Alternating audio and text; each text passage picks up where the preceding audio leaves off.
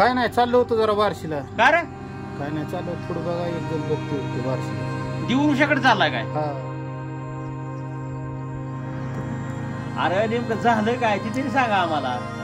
माझी नुसती चिडचिड होती, या पैशाला पैसा लागाना, काय माझा दिवस होत, काय कोणाची साडसुटी लागली माझ्या माग, ही मला कळालं.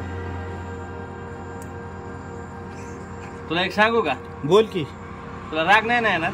नाही येणार. अरे तू कधी श्रावण महिन्यात सोमवार मानला नाही,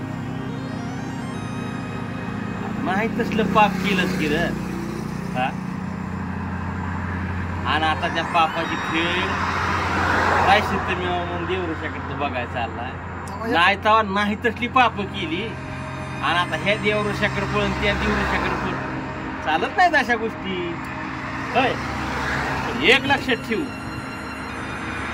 काय, तू मला फसवू शकशील, साक्षात देवाला फसवू शकशील, कर्माला अजिबात फसवू शकत नाही. कारण कर्माचा फेरा फिरला विषय